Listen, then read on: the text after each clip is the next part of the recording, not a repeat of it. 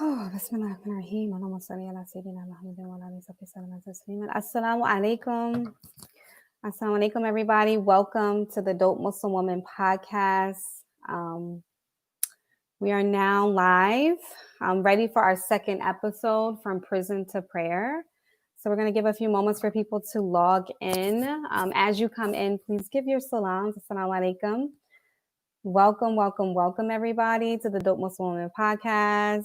I'm so happy to see you guys for episode 2, The Power of Redemption, From Prison to Prayer. Assalamu alaikum, everybody. Please give your salams. How are you? This is your host, Sabria Mills, from the Dope Muslim Woman podcast, and I am happy to be joined here with you guys. Assalamu alaikum, Brother Sean, Farasha. Assalamu alaikum. Welcome back, you guys. As you guys know, this is season 3, episode 2. We are in series 1. Assalamu alaikum, Saudia.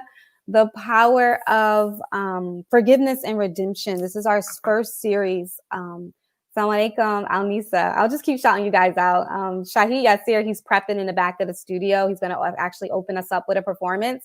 So he's in the back studio preparing. But I wanted to just welcome you guys to episode 2 of series 1. Forgiveness and Redemption, From Prison to Prayer with Shaheed Yasir. Hey, you guys. Assalamu alaikum, Umi. This is a really important episode. We opened up season 1 with Drea Noor. She just talked about forgiveness. And we are now going into redemption and just the power of redeeming yourself, coming from the shackles of the incarceration, the epidemic of incarceration rate in the prison system here in America. A lot of our Black men are succumbed to that. And the power that Allah subhanahu wa ta'ala, He promises us when He redeems us and brings us from the shadows of that. Wa alaikum salam. So welcome, you guys, to the show. I wanted to, before we, like I said, Shaheed is literally prepping his song that he literally just finished, but it is extremely powerful. I wanted to just kind of come on really quickly, just have some interaction. Sound like a Brother Marlon. How you guys feeling? Did you guys like episode 1? I wanted to just, rep a little bit and tell you guys what we have. Oh gosh. Which is some of our products. We have our Dope Muslim Women podcast sweatshirt. I posted the link. We also I have a new bag that just came in. I'll be repping my mug today, you guys. Okay. So we are just repping a little bit of product of the Dope Muslim Women podcast. Y'all see my backdrop. You can't really see it. It's so huge. So alhamdulillah, please support it. It supports the podcast. It keeps the content coming. It helps finance what we're doing. So we really appreciate everybody's support. I'm going to go ahead and introduce my brother in a second and bring him in on the live. Again, welcome you guys. Assalamu alaikum, Brother Pius. Again, this is From Prison to Prayer, The Power of Redemption with Shaheed Yasir. And I'm going to bring him in and introduce him officially. He's an independent artist. He's an entrepreneur. He was raised in Hartford, Connecticut. And Hartford is also known as Homicide Hartford. Shaheed Yasir spent some time incarcerated in America's prison system and came to Islam through that process. And he's going to talk a little bit about his journey. He is a phenomenal human being, and I'm happy to welcome Brother Shaheed Yasir to the show. Assalamu alaikum. Wa alaikum salam, Brother Shaheed. How are you? Alhamdulillah, I'm good. How are you? I'm good, alhamdulillah. How is that prep going? It's a little, little choppy. Alhamdulillah, I'm sure it'll be good. Welcome to the show, Brother Shaheed. So I was interacting with the audience, letting them know that this is episode 2 of our series. Alhamdulillah, you had some insight into our series by when we caught up with a live that we did a little while ago about forgiveness and redemption. And Today we're talking about From Prison to Prayer with you. So welcome. How you doing? Alhamdulillah, I'm doing good. Ready to get it started. Okay. It's a little choppy because I just put it together. But what I think I'm gonna do is I'll probably just clip something real fast. But you won't even know that if I don't tell you. Okay, so let me just give some context, Shaheed, because you're talking to me, but the audience don't know what's going on. So he's about to drop a track. As I said, Shaheed is an independent artist. So this track is called The Autobiography of Me. It tells the story, gives a lot of story of what we're going to be talking about today. And I know he just finished it, so bear with him for any mistakes or glitches that you see. but it's fire nonetheless. Shaheed, did you want to give a little bit more context before you drop it, or you just want to go right into it? Basically, you did it. The Okay. autobiography of me is really nothing else that could be said about it. I mean, it's basically my life from beginning to now. So basically, starting from little youth, then, yeah, starting from when I was a child. So basically, yeah, that's where it's coming from, and then it's going to go more to where I'm at today, and that's it. Okay. Bismillahirrahmanirrahim. All right, Shaheed, let's go.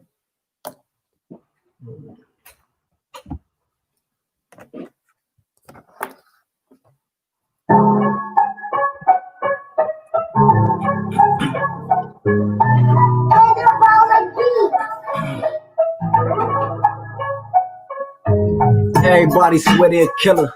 To the hammer drop. In the past, beef for me, brother, could get your nana rock. All this black on black crime, overstand the plot. Ain't asking for a seat at the table. I demand a spot. They waste management. That mean they all trash. Well, you should bet on shot. I'm taking all cash. You ever try to ride on me? I make them all crash. School of hard knocks, and you cowards won't get a hard pass. See, all I know is just hustle. Got a crazy flip. Everything I do is halal. Catching crazy licks. Systems get it sorted. No repercussions. It's crazy ish. 730, 187. Leave him 86. Sucker. Couldn't check me on my worst day. I'm Muslim, man. You can still get it in the worst way.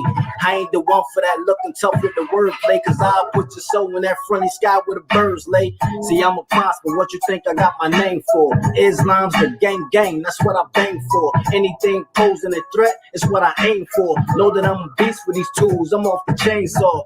I introduce you to someone you never knew. But listen, I only do this to show you how much I grew. I put everything on this table. Tell you what I've been through and show you if you live that life like me, you could do it too. I'm from Homicide, Hartford, aka the beat. You should never disrespect me, try to play me like I'm sweet. I ain't Martin Luther King, will never turn the other cheek. Know the fist or the fifth man and take him off his feet.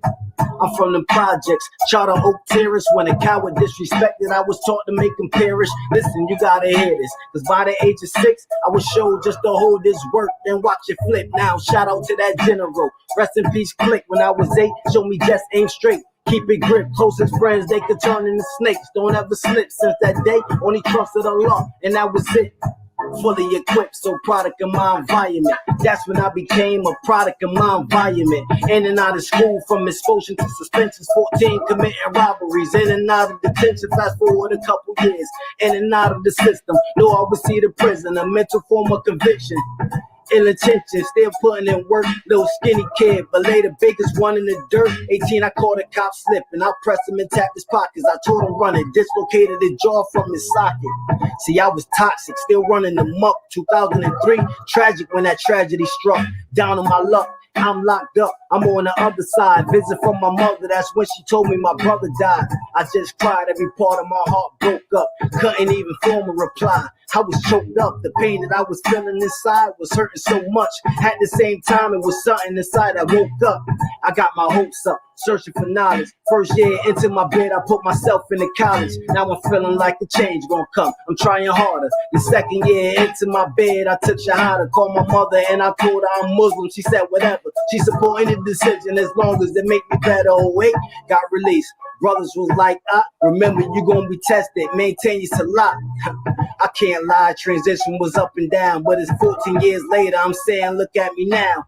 It's black power, I'm only promoting unity. Plus I fed hundreds of people in my community.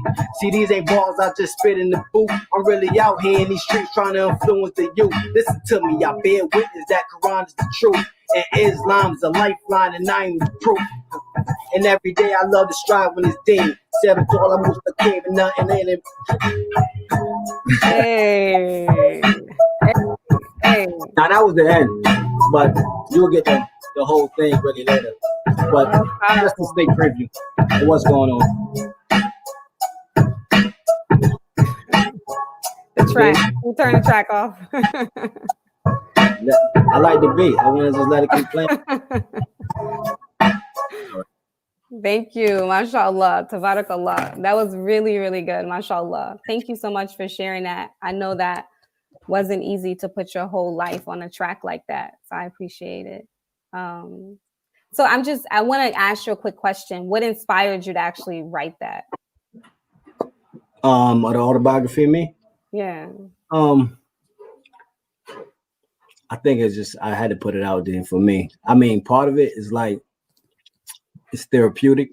It's talking about, you know, everything I've been through for the most part. So basically everybody judge a book by its cover so much. You know what I mean? I didn't even get to that part, but that part was in there. You know what I Yeah. mean? So yeah, so it's the whole point of everybody judge a book by its cover for the most part. And so therefore I will give you a better understanding of who I am before you try to judge me when you just look at me. Right. You know, probably people see a thugged out Muslim. You know what I mean? So okay. Well, let's get into it. So I wanted to tackle redemption. It was really important for me because I felt like when we talk about forgiveness, we talk about redemption, we talk about just, you know, what Islam represents and means to us and why this faith is so important. It's not just for the righteous and for the pious and for the perfect, right? It's for as Islam came as a solution for so many of the ills that were plaguing our the society, right? When it came to the Prophet Muhammad. So redemption is actually defined, Shaheed, as the act of correcting a past wrong. Okay, you talked a lot about that in your song. Let's start at the beginning, just the impact of growing up in Hartford, Connecticut. You called it Homicide Hartford. Why does it have that name first and foremost? Well, that name was probably brought to light like maybe 10 years ago, around 10 years ago. Yeah. Before it was just called the Heartbeat, you know. So for most of the violence that just kept growing and building, it became Homicide Hartford. I mean, at the time, it's Homicide Hartford more than ever at this present moment. So yeah, it became Homicide Hartford just because, like, right now it's probably the third smallest city in the United States, right? But it's like in the top 25 of one of the worst cities in the United States. Yeah. So yeah. So growing up in Connecticut, you grew up in the projects, right? So what was that like in Hartford? I mean, for me, it was great. I mean, it's people have a different view from it when you from the outside looking in, but when you from the inside looking out, you see things totally different. It was still, even though it was violence, it really wasn't that much. The violence came from outside the projects. You know what I mean? So if people came into the projects and caused the violence. I mean, you have your fights and everything like that inside the project, but as far as the shooting and everything went, it came from outside the projects. But for the most part, it was a family. For I mean, even in the projects, at certain times you can leave your door unlocked when you're there. You know what I mean? Don't do it when you're not there, but when you're home, you can leave your door unlocked for the most part. Okay.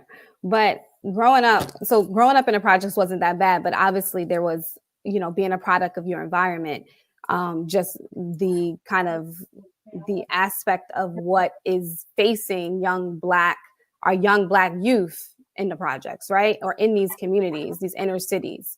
What were some of the things that you would see on the daily when you were growing up, just in the community? Fights. I mean, I used to fight. That's how it was. Every time they used to make you fight. Like, right. So for me, I fought.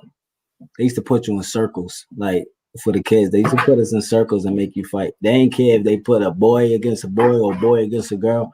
It ain't matter. It was just fighting. So for the that's really what you're seeing. I mean, I seen the as far as people coming in trying to shoot each other. I mean, I remember even when I was a kid, my neighbor, his mother, the kids had an issue with each other. Right. So the mother went over to the house to go to talk to the parents or whatever. And the father came out and beat her, like with a baseball bat. Wow. Like beat her. Wow. With a baseball bat. They had to move out the projects after that, but. Yeah, so common to see a lot of violence. So yeah, what does that? A lot of violence,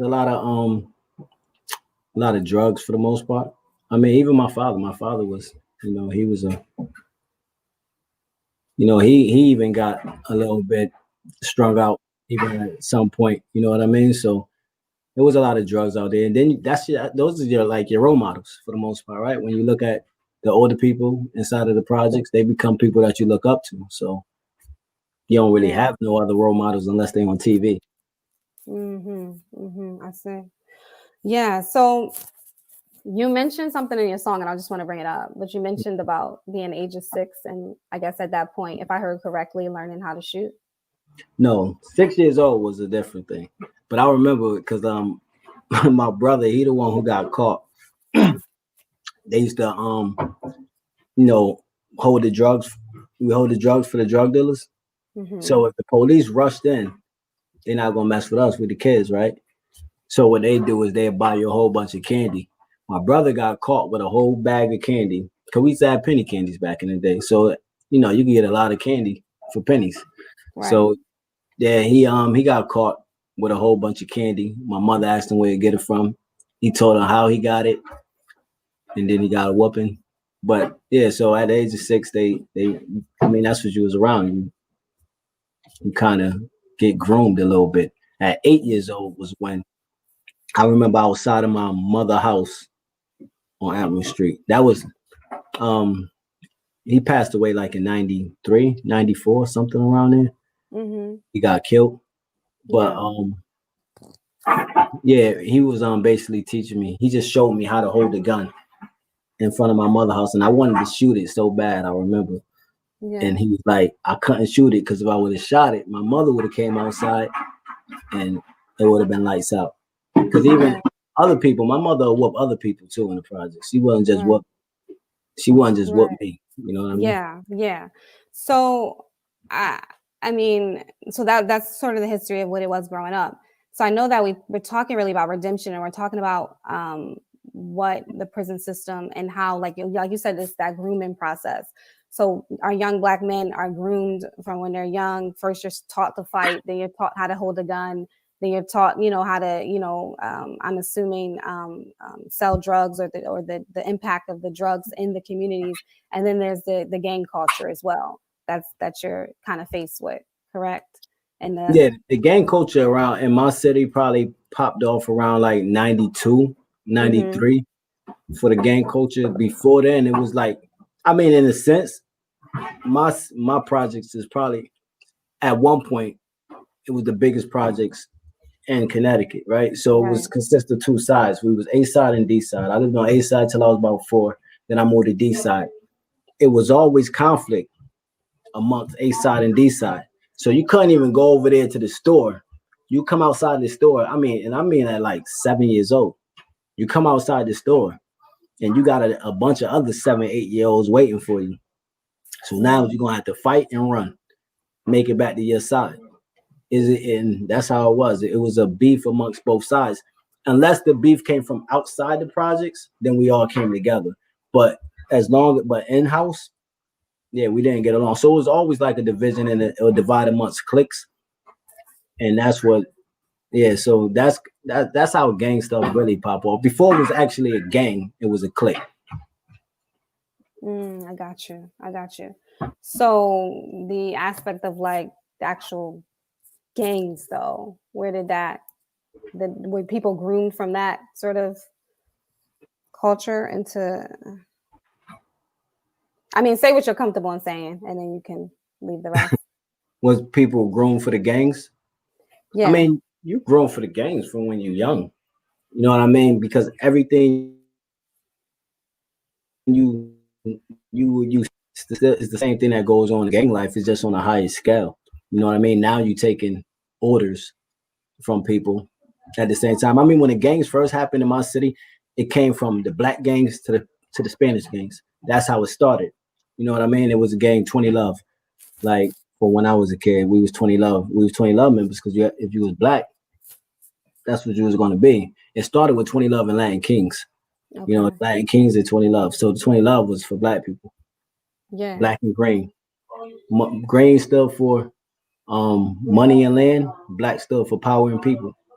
Black power, Black people. You know what I mean? So, that was a whole another ball game right there because it's still like I said, A side and D side, it was divided in my project. So one side became 20 Love, one side became Latin Kings. You know what I mean? So that was a clash right there. I mean, we was better when we was together, but it caused so much division that even the people that I remember, even the people that you was actually cool with growing up as kids before the gangs, is the relationships is no longer the same. As long as you're in the opposite side, it's not the same. I mean, because you have to be ready to.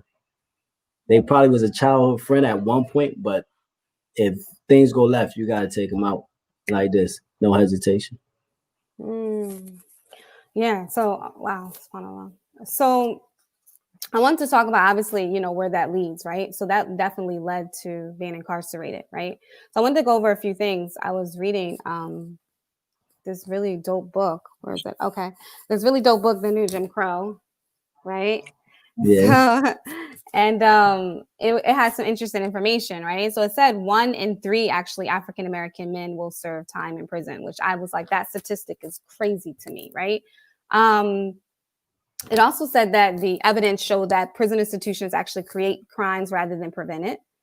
And the US incarceration rate is 6 to 10 times greater than that of any other industrialized nation, which a lot of times we know. So obviously they're benefiting and profiting from what's happening right there in those inner cities and in those projects. So, obviously you got involved in some stuff and you ended up in the prison system. Tell me a little bit about that journey and what you saw when you were actually incarcerated. The first time I got incarcerated, I probably was incarcerated for like 3 months. I sat there. They sentenced me to like 60 days, but I wound up doing 3 months altogether because I had another charge that I was still fighting. So off of a misdemeanor, they sentenced me, but I still had a felony charge on the side. So I mean, even at 3 months, I had 90 days. My cellmate had 40 years. So they don't care who they throw you in the cell with. You know what I mean? I remember even when we have an orientation, and it was called Manson Youth Institution, which was probably the worst institution inside of Connecticut. And the crazy thing about it, in most states, the youth institutions are the worst than the adult institutions because we lie wise at that age. And we called it gladiator school. You had to come out, sneakers on, be at your door before that cell pop. And I remember when I walked in the population, and it reminded me of the Murder Was the Case that they gave me from Snoop Dogg. When he was like late night, I heard toothbrushes scraping on the floor, people getting their shanks just in case the wall pops off. And I walk in, everybody's watching you. And then you see people from your city, and then people come to you. But I walked into a war zone. You know what I mean? I walked into a war zone. That night, you go inside there, and it's like everybody's talking about a war about to happen. And the only thing you could do at that point, I suggest you don't sit up there. It ain't no time to be timid. You got to do exactly what everybody else is doing at that point, and you got to be scraping toothbrushes because you don't know what's going to happen at any given time. When one thing set up, it go from cottage to cottage to cottage. And it's crazy because that will go up. It was Manson Youth, which was Little Cheshire, and then you got Big Cheshire. So the people, if the adults in a adult prison, if they set off a riot over there and they got wind that a riot popped off over there, we set off a riot over here. You know what I mean? But it wasn't even really at that point. It wasn't about gangs. It was about what part of Connecticut you was from, what city you was from. You know what I mean? So you got cities who teamed up with each other, and then you got cities who just was dolo. Yeah. Yeah. Wow. So, so far as the aspect of just the demographics in the prison, like what did it look like for as African American, Latino, Caucasian? What did it look like when you were in as a youth? Majority African American. I mean, as far as it goes, the majority is African American. You have your Latinos in there, which I mean they was a close second. Not that close, but they was a close second. White people, they was very slim. It was slim inside of the prison system as far as probably I mean, in every prison system, I probably like in every as an adult from a youth, for white people to be inside of there, the numbers were small. It was Yeah, majority black people, African American, some Latinos. You won't, you're not gonna see really no Asians or none of that up in there. But yeah, yeah. yeah, That was it's mostly black people. I mean, so for a lot of black men, survival depends on their reality to relearn learn the rules of human interaction, right? Um, and that includes the primary tenets of with like not trusting anyone and always being on guard. You spoke about that in your track. You just spoke about that right now, which is that's actually goes against human interaction, right? Constantly looking over your back, constantly not trusting anyone, right? yeah. Always being on guard. Um, so, just far as based on your experience, how did that impact you per se? Like as you were in prison and as you were kind of navigating that, were you constantly looking over your shoulder? Did you trust no one? In prison, Mm-hmm. I'll say this: in prison, I was the last one to go to sleep. Like in the cell, it was different. But once you was inside of a dorm, I was in a dorm of 90 inmates. I was always the last one to go to sleep. Tell And it me was about that. Tell me why you were the last one to go to sleep. just watch everything. You know what I mean? It been times it was a lot of game wars. So you just gotta watch everything. So for me, everybody would go to sleep. I won't. I would drink like some coffee, all black, no sugar, in a big cup like this, and I'll take it down because you go to sleep. I mean, it's soap in the socks. You know what I mean? People could, or they put a lock in the sock.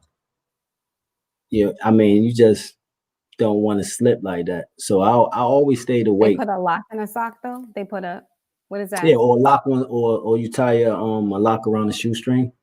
Mm-hmm. You know what I mean? Or you put. They had these soaps. They was like this thick. So to And hit people. I mean, excuse me yeah, being you naive. drop I'm them in like it. I'm You not drop them familiar. inside of a. It's like a brick. I mean, these soaps were so hard. It's like a brick. You drop them inside of a sock. You tie a knot around it, and you beat somebody with it, or you get beat with an adapter. I mean, whatever it was, that's what you got beat with. Yeah, I yeah. mean, There's I a never lot of got beat with that, but that's because what happens. you were the last one sleep. Nah, So not because of that, but just never happened. okay. So I want to talk a little bit about we're talking about redemption. So I'm getting a little bit of background, but you said something in your song that I think touched everybody, which was the story about your brother. And I know you were locked down when that happened, but first tell us a little bit about him. Um, Now for me, as not when I was so much as a kid in the projects, but once I became maybe around middle school, for me, my brother was my role model. Like not a celebrity of anything like that. I mean, even when I used to be in this as a kid at like 14 years old, 13, 14 years old, and I used to be running around doing stuff I wasn't supposed to be doing. He was in college Mm-hmm. and he used to send for me to be at the college at for the weekend. And he'd make Mm-hmm. me sit up there for the weekend so I ain't get in trouble at home on the weekend. You know what I mean? And I mean, he always was the type of person who I mean that was part of his job though. Even when became older and he got out of college, he always went to help kids from like from the inner city.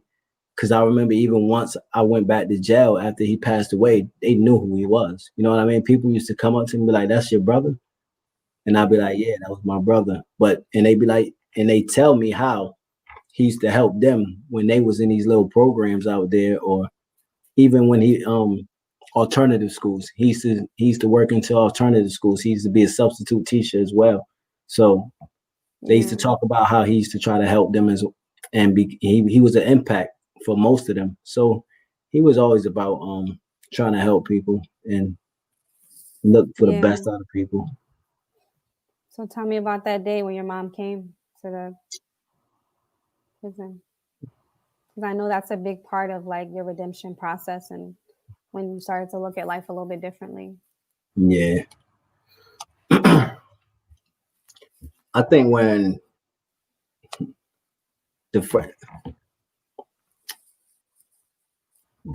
when it first happened, I know my mother came. It was on a Thursday.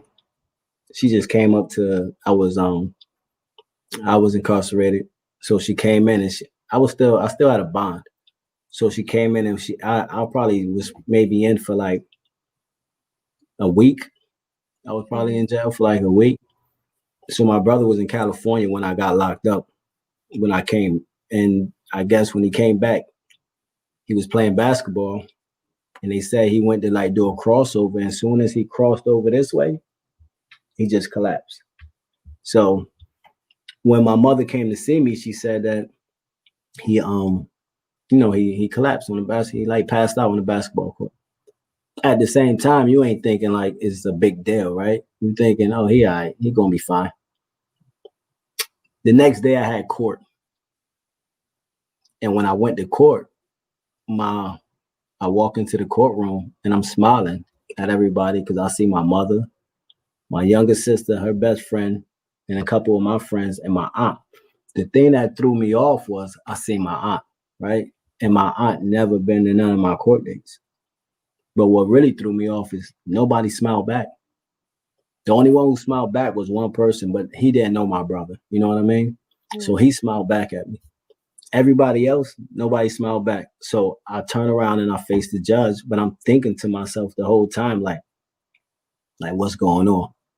So when I go to leave back out, I look back, I smile like this, I try to wave, and nobody smiles back. They took me on the elevator to go back downstairs. And I remember saying to myself, my brother got to be dead, right? What confirmed it was the next day, my mother came and they said I had a visit. Now, where I was at, it was like an hour drive. So I know if I got a visit, my mother used to make this trip once a week because of the drive that it took to get there and to get back. So this was my next visit, Thursday and then Saturday. My mother would never come that close back to back. So when she came in, I'm like, I felt like it was bad news. And I kind of knew already, but it's nothing like when they say it to you, right? So when she came in, I look and I see she got on glasses. So I look at her and I'm like, and I'm watching her walk in, and I look up. I look up out because the windows is like by the ceiling. And I look out and I'm like, it's not sunny outside. You know what I mean? It's raining, it's cloudy. So I'm like, why she got on sunglasses? And she sits down. And the first thing she said was, she was just like, he passed away. I just dropped the phone. Yeah. At that. Yeah. Yeah. Yeah. So at that point, the conversation was over. So I know that was really tough. That was really tough for you. And but you said in the song that really was like the spark of the change. Yeah. I mean, because my brother always wanted me to do good. You know what I mean? One thing he used to say to me for the most part was take the music serious, right? So he always wanted me to do what I was supposed to do. So at that point, I took initiative to try. I mean, I was already jammed up for what I was jammed up for, right? Yeah. So the only thing I could do at that point was try to better myself while I was inside of there, you know? So, and that's what I did. I enrolled into college for business management. Started doing that, trying to do voc educational programs, anything to try to prepare myself for when I came home. Yeah. And then, you try to look at religion, but at that point, I was already done with religion. I mean, I just believed in God. So I took Shahada. Well, I studied Islam for 8 months before I took Shahada. I was just looking for a way out. You know what I mean? I was looking for something that was going to take me out of the situation I was in. Yeah. So when you say looking for a way out, you mean, what do you mean by that? When you say looking for a way out? The streets, you know, something different, a different life. Because now I'm like, you know what? He always wanted me to do what I was supposed to do. So let me try to do it. For the most part, like when he died, I used to be like, why you ain't take me? Like, what you take him for? You know what I mean? Like, for who he was, why would you take him and not me? Mm-hmm. So that's what my thought process was. So after that, I just you know, I don't really like Yeah. talking about. No. I understand. But yeah, so you started to study Islam for 8 months. At what point did you decide that you were going to take Shahada? Um, a week before Ramadan. But I felt like I wasn't ready to take Shahada. So I wasn't going to take Shahada because I felt like I wanted to change, but a part of me was still, the street still had a little grip. You know what I mean? Yeah, that's So real. I knew I wanted to change, but I knew I still wanted to try to play in the streets a little bit more. So what I did was I was saying I'm not taking Shahada. And a brother was like, no, you should take it. He said, what you going to fast for and not get the blessings for it for? You know what I mean? He said, you got to take Shahada because if you go home, and I'm like, nah, if I take Shahada, I'm going right back into the streets. I'm going to be a hypocrite. And he was like, nah, you won't be it's not that he said I won't be a hypocrite. He just said, listen, if you take Shahada now and you die, at least you die in the state of Islam. So you have a chance. If you don't, then you know what I mean? I mean, you know, the good thing about it is the decision of taking the Shahada was, I mean, when I studied, let's just say I studied for 8 months. You know what I mean? The first book I read was What is Islam? And then the second book was Who is the Prophet Muhammad? Yeah. After that, I went to Juma. And when I went to Juma, it seemed like the Imam did the cookbar for me. Mm-hmm. But I guess that's what he do sometimes. When he see a new face, he probably switches up his cookbar, right? So everything he said, I was like, this is what I believe already. You know what I mean? Yeah. Like, so at that point, it was a wrap for me. I mean, I did every salat, which probably in the long run, when you think back, all of that kind of helped me become more calm in life, right? Because I mean, I did every salat that could be done. I did it, except for Taraweeh. I didn't know what Taraweeh was. You know what I mean? I didn't know what's like a lot of that other stuff was, but as far as every sunnah, everything, I did every single salat. And and I think that, and then I took Shahada 8 months later. But then I had to ask Allah to tell me, you know, like, did I make the right decision? Yeah. So that process with God, that purification, and then just deciding as you came out what to do differently. I wanted to segue into a different conversation really quickly because I think it's important. I think when we were taught, I was having conversations with some sisters in regards to just a lot of Muslim brothers coming out of the jail system, to keep it up 100 with you, and women navigating having men that they're in relationships with in the prison system, or even navigating deciding if they're going to be in relationships with men that have been in the prison system.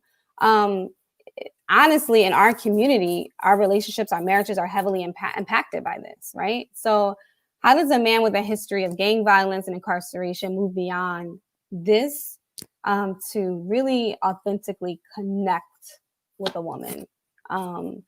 Because I'm just, if I'm listening to your story adequately, you're talking about, looking over your shoulders. You're talking about not trusting anyone. You're talking about being the last to sleep, right? You're talking about all these things that this is like the conditioning in which you were dealing with.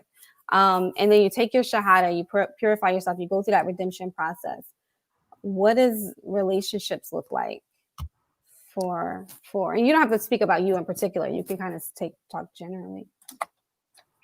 What does relationships with a woman looks like after being how can you how can you authentically connect like that? I mean, I think for the most part you connect with Allah first. You know what I mean? That's the way, because you gotta have, even to authentically connect, you gotta find a source of peace. Yeah. If you don't find no source of peace, you're gonna be horrible. Yeah. I mean, you can't escape it. Everything that you went through in life at some point, like is different. Like it's different. So you got to know how to separate the two from like everything that you've been through. Because when you in that life, you have no peace for the most part. You're gonna be you always looking over your shoulder. You're always trying to see like, you don't trust nobody. You know what I mean? So you gotta learn first. If you could trust in Allah first, then you'll trust the process. So you gotta, you know how they say, let go, let God.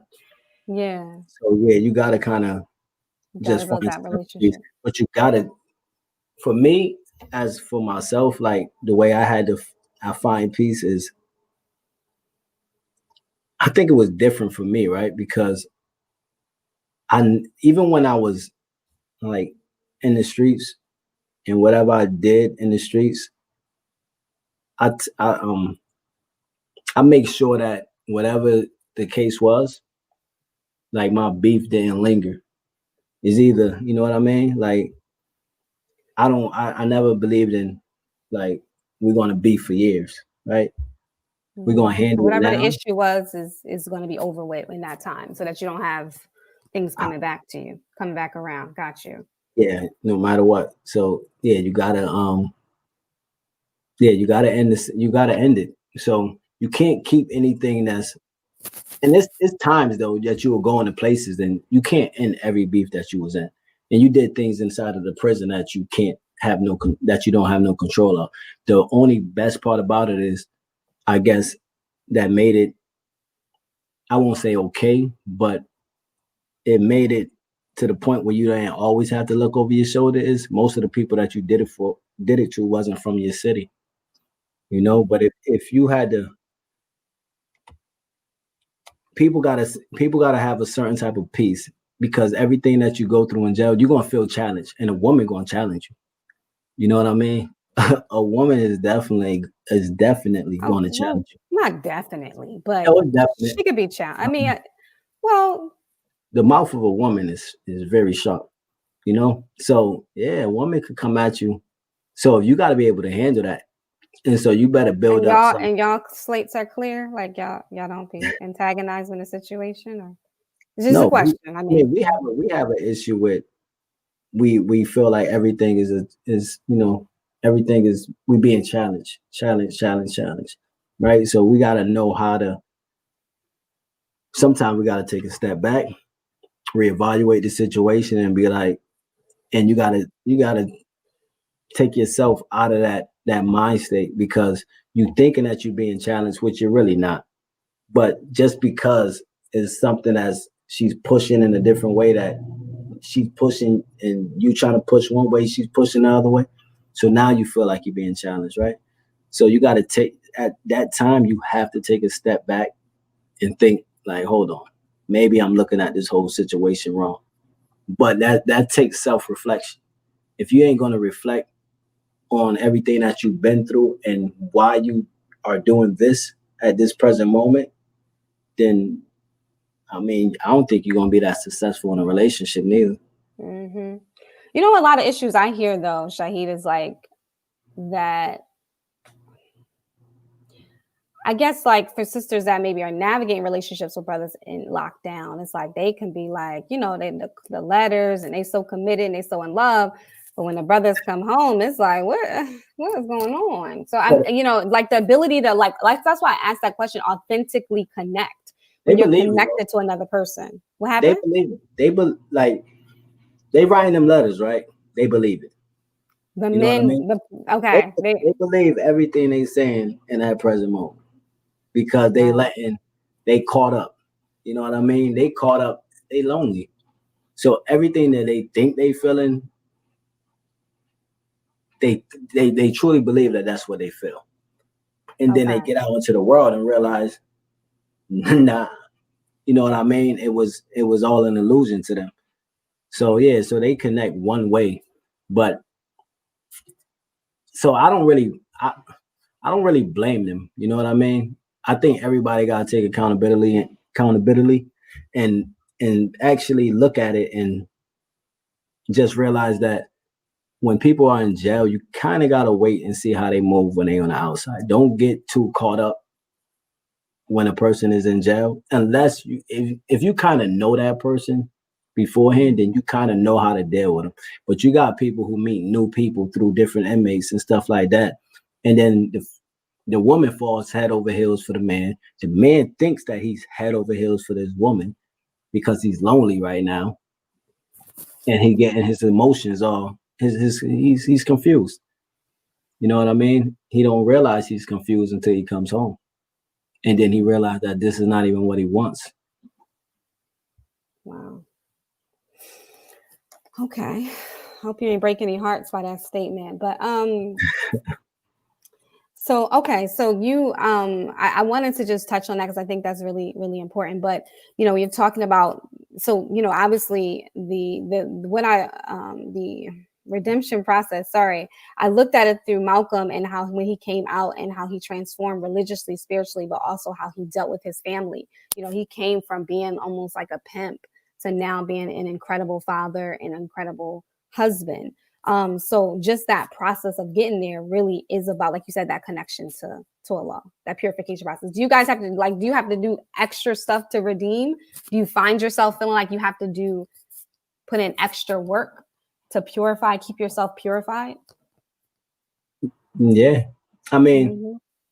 yeah, I mean, that's I feel like for the most part when I look inside my community, right, as far as Muslims go, and I deal with a few Muslims that have been incarcerated, and some of them still go back and forth. They still get caught up and go back and forth, and we try to pull them back, but they go out there and they do something stupid, and then next thing you know, you hear about it and you realize that they back in jail again.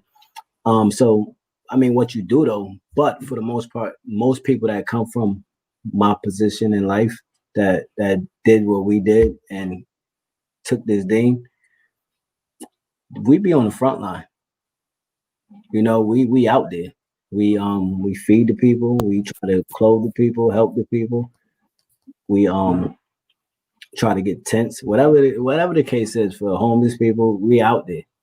So I feel like we know, I mean, because we played these same streets, we did we kind of added to What's some going of on? these people, maybe not them specifically, but the oppression of some of our people.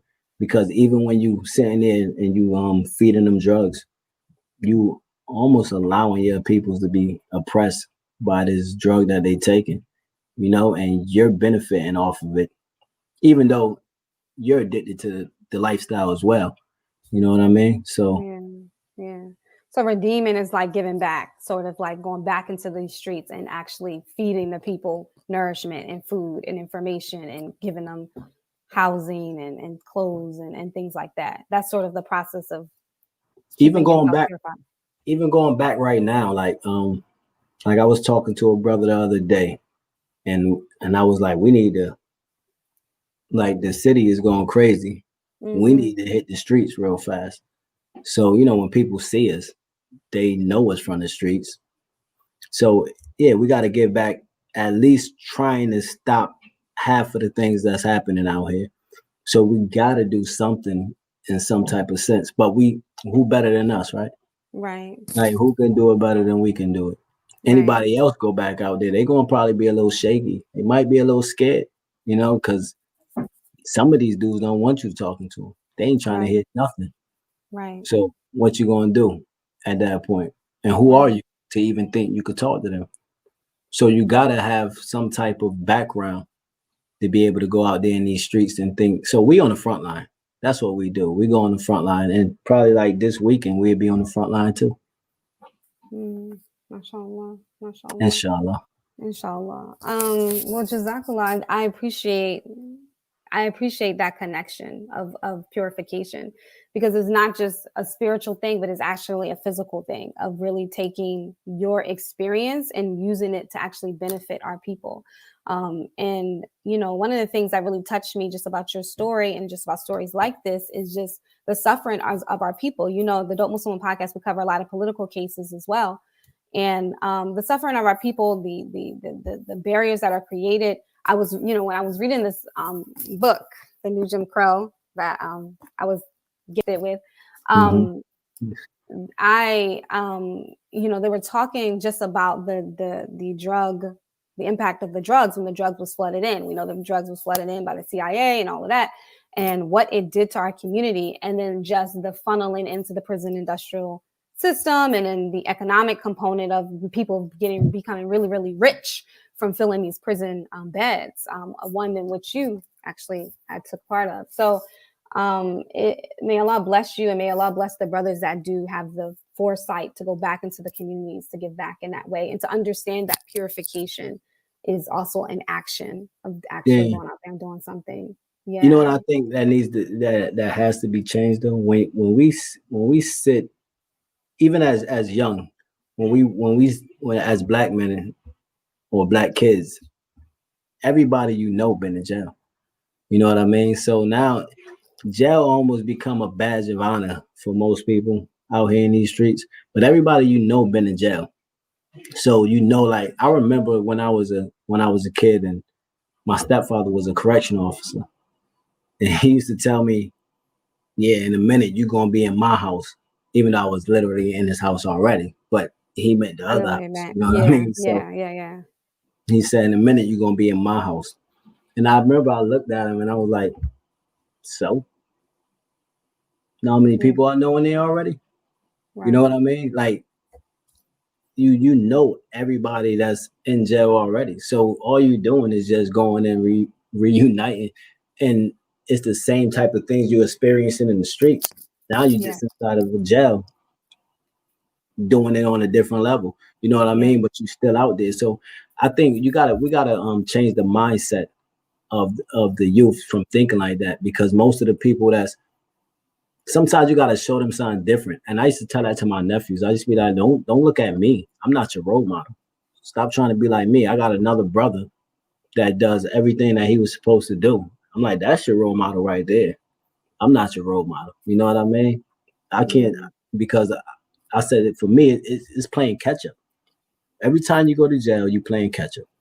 And I use my brother as an example, because I'm like, you could go into his bank account, and then you could take one of these drug dealers and go into their bank account, and I guarantee you it still won't match up. And he never been in the streets a day in his life. You know what I mean? So everybody looking at that fast money, but that fast money holds no value. Just as fast as you get it is as fast as it goes. You got to spend it on lawyers, bonds, you know what I mean? Commissary, everything like that. That money leaves quick. Right. I know the legal fees. So, all right, Shaheed, we're ending the podcast. If you guys have any questions, you guys can chime in. I did have a question. I mean, it's kind of personal, so it's up to you to answer. But the question is, did you have a relationship with women while you were in jail? Like, what you mean? Like the whole pen pal thing? Bro, I don't know. I'm just repeating the question. So I'm just... You repeating the question, or is it your question? It's not my question. It's literally here. It's from a YouTube subscriber. She said, did you have a relationship with women while you were in jail? And again, this is personal, so it's up to you whether you want to answer that.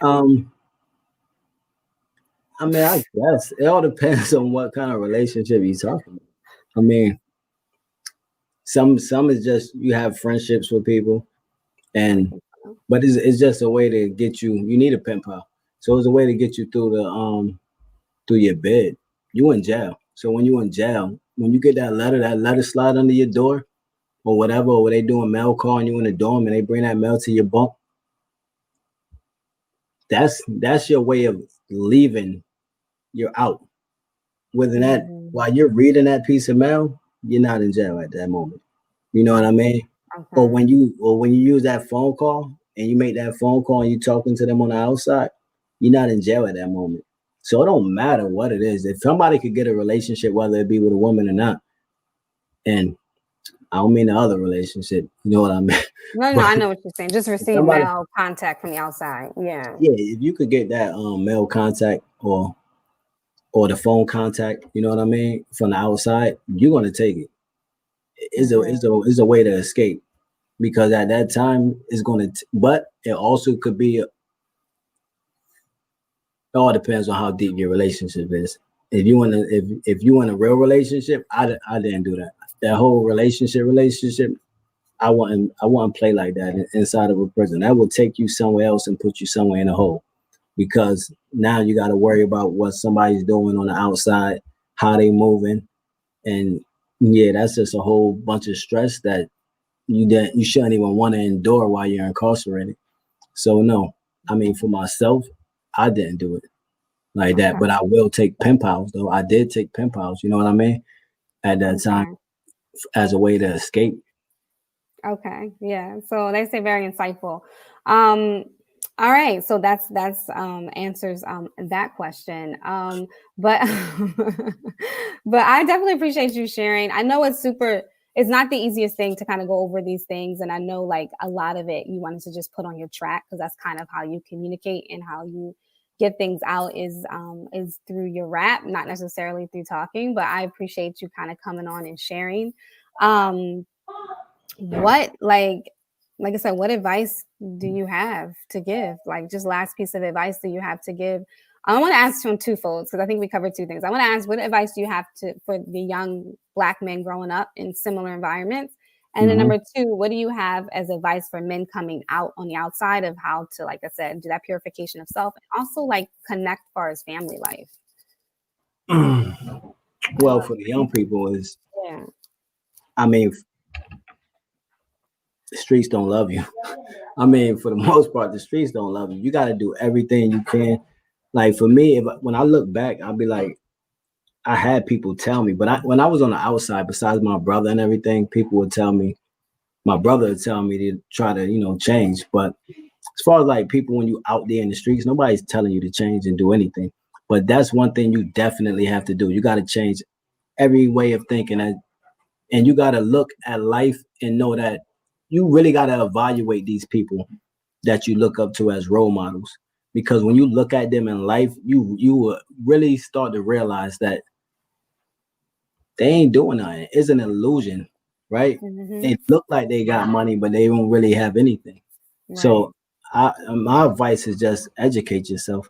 And I'm not necessarily college ain't for everybody, so I'm not telling everybody to go to college or something, but educate yourself, whether it's a trade or anything. And it's best to start young, especially around 20, 21, 22. Do what you got to do and educate yourself young and find a career fast because that's the only thing that's going to benefit you in the long run. Trying to run these streets ain't going to benefit you at all. You're going to find yourself, you're going to either be you're going to either be in jail, dead, or rat. You know what I mean? It's three things that's really going to put you out there. You're going to be in jail, dead, or rat if you don't change everything you're doing, especially in today's world. You know what I mean? With Is the what's going on. yeah, So is yeah. Go ahead. and I'm sorry. as for the men Men coming coming out. out of jail, bro, you seen everything you had to see. If you still out here thinking that you could get rich out here in these streets, then you have mental health issues and you need to check that because everything. I mean, you should know better. And if you Muslim, I suggest you hold tight to the rope of Allah, very very tight, because it's gonna be you're gonna be out here and stay patient. You know what I mean? Stay patient because you're gonna be out here. It's gonna be hard to get a job. You're gonna be fine. I've been through it. You know what I mean? It took me a year at one point to get a job. I was catching side jobs, and your mind gonna tell you you could hit these streets and get all this money that you need to get. And you, the same way your mind tells you that, you gotta talk back to your mind and say that is not an option. And that's exactly what, if you got kids, you better look at them. Whatever you got to do to keep yourself out on the outside. And if you ever been in jail before and you lost a family member while you was in there, I remember when I wasn't able to call, when I was trying to call home and I couldn't get through to anybody, you start thinking of worse. You know what I mean? So remember every feeling you was feeling when you was in there. Don't forget none of that. And sometimes you gotta take a walk down that memory lane to just remember everything, because a lot of times we forget and we get caught up in a moment and we slip up and we start doing something that we shouldn't do. Remember that feeling when you was in there. Yeah. And then what about navigating family life post incarceration? I mean, for me, I when I was incarcerated, I said after. yeah, Like, what after, advice would you have for brothers that are trying to not just build themselves up spiritually, but also, and I know you touched on economics, but on their family life as well, which is, I think, a big issue that we're yeah, seeing. Mhm. you gotta start, just remember nobody invested in your future for the most part, right? So we gotta, if you got kids out here and you got a family out here, every time you leaving your family unprotected. You know what I mean? So you gotta do everything you have to do financially to make sure that everything that you didn't have, your children gonna have. And once you step behind the walls, they're lost again. They have nothing. They are protected. You leaving them financially unstable, all of that. So I just say, when you like my daughter, when I look at my daughter, that's the reason I know I never step foot back inside and step foot back inside that prison, right? So I'm gonna do everything I gotta do. It's so many different trades. Even when you coming home from jail, with so many different programs that you could get into that will help you get financially stable. They will pay for you to whether you want to drive a truck or whether you want to be a HVAC, whatever you want to do, they will. It's so many different programs that will help you out here to make you, to allow you to change and be a better person. So I mean, just remember your you remember that you can't lose your family by going back into these streets, because that means you putting the streets over your family every single time. And Yeah. family got to be first. You got to look at your family and be like, listen, it's not another day that I want to lose without being around them. That's why for me, I'm around my family every day. You know Yeah. what I mean? I come through here every single day, and then Yeah. I stop Right. by my sisters, my mother, and I go home afterwards. But I'm here every single day because Yeah. that's the reminder to tell you this is how you, like, if I leave, who else going? Who else here? You know Right. what I mean? Who else gonna be Right. here? Right. That's important. That's powerful. Well, thank you so much. I appreciate this podcast and this episode and you sharing so much and being authentic. That's what it's really about. Thank you. May Allah bless you. Um, so yeah, thank you guys, the audience, for connecting with the Dope Muslim podcast and connecting with the story of redemption. I did want to just make a quick announcement. Next week, I just announced that we are doing a two-part series next week that's going to be really, really phenomenal, inshallah, but also a bit uncharted territories for me, because we are going to be interviewing previously married spouses about the power of forgiveness. And it is going to be interesting. So we have, but it'll be good, inshallah, and healing. So we will have Wednesday and Thursday. We're going to have two podcasts that week at 8 p.m. Eastern Standard Time. We're going to have two previously married couples that will be coming on the table to talk about forgiveness post-divorce. So that's really a powerful episode. Thank you guys for connecting I with like brother. that, by the way. You like, oh, the isn't it really big? With Mm-hmm, the, it is. yeah. I like your flowers too. Oh, thank you. They came anonymously by a carrier today, so mashallah. But thank you so much. Yeah, it was really nice. So inshallah, we will connect next time on the Dope Muslim podcast. And I appreciate everybody for connecting. Make sure you support. I know my sister tagged the marketplace, so support us, inshallah. Thank you, Shaheed Yasir. Inshallah, we will connect again soon. Take You're care. welcome. Hey, assalamu alaikum. Wa alaikum assalam wa rahmatullahi wa barakatuh.